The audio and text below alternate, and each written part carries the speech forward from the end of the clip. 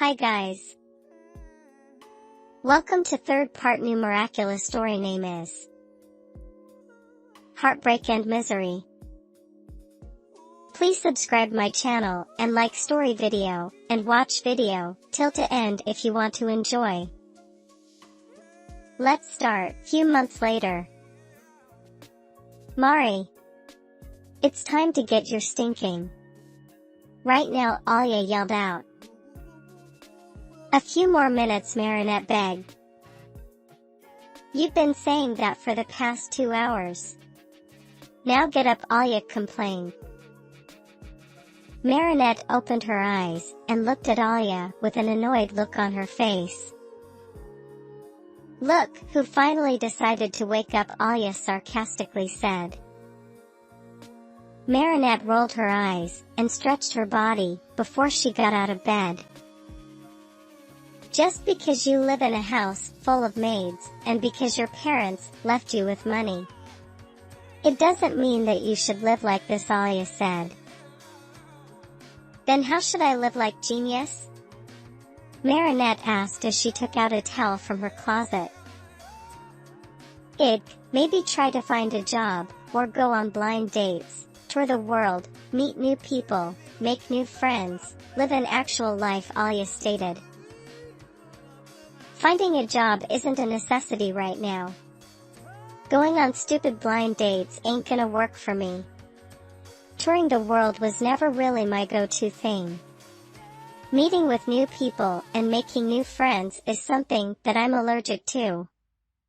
And living an actual life, I will one after I get my revenge on the Agresti family, Marinette said, and you could sense the hate that was coming out of her mouth when she mentioned the Agresti family. Girl, can't you let the hate go? I mean, it's been months since Mrs. Sabina and Mr. Tom have gone. Can't you learn to forgive and move on? Alia tried to reason out. Marinette looked at her, her eyes boiling with nothing but the anger and the hate. Never, she simply said. Girl, how are you certain that it was even the Agresti family? You can't hate without evidence, and what if they are innocent? Alia asked, while she made Marinette's bed. She said, flashback. Marinette's POV. We send our deepest condolences to you, Miss Du Painting. I know that it must be hard for you, but you shall overcome this, one of my father's co-workers said. I just looked at him and his wife and bowed my head. The tears that I had managed to block out were threatening to come out. Mari baby, I heard Alia's voice call from afar. I lifted my head up and scanned the room for her. When I finally saw her, my eyes just watered up and the tears just started to roll down.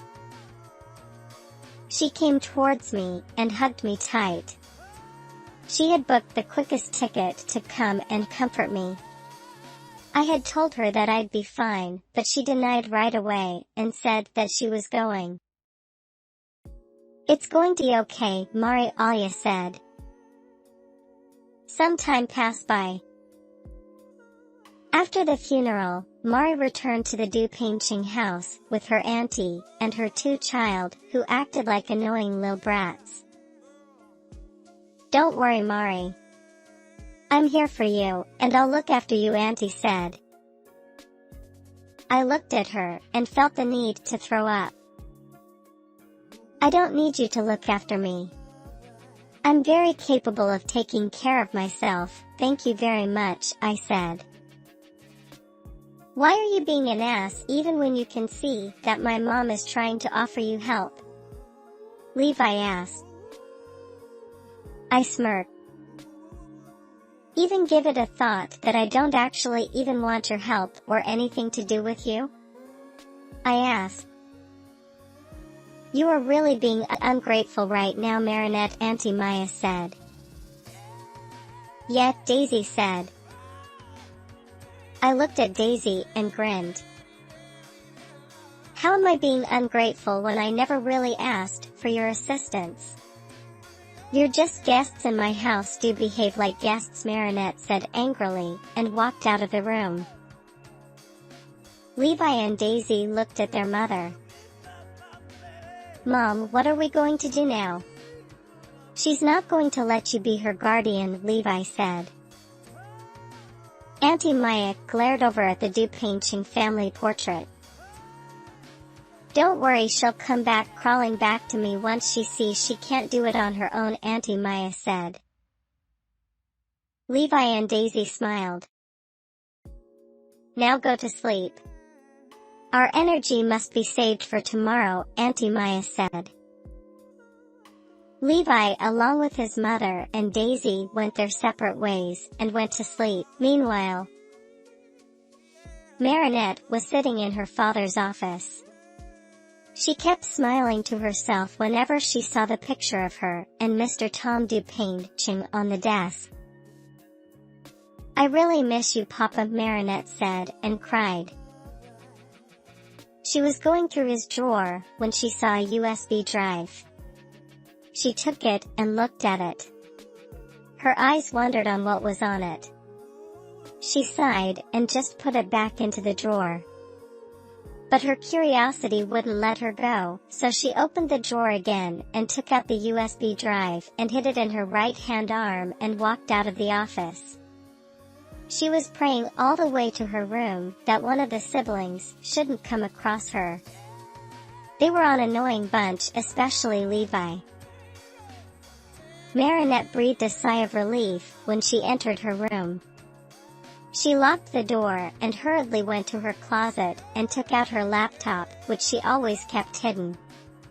She sat down on her bed and plugged in the USB. Okay, let's see what we have here, she mumbled to herself. As she was browsing through the USB data, she came across a file that said Agresti data. The Agresti family, she questioned herself. She pressed into the file. I don't know who is going to find this, but when you do, please listen to what I have to say.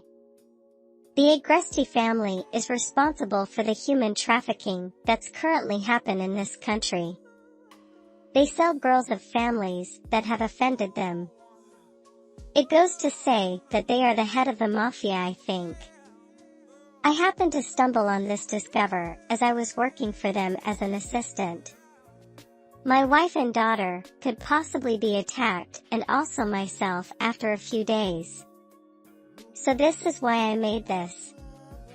To whoever found this, please treat careful, for these people are pure monsters.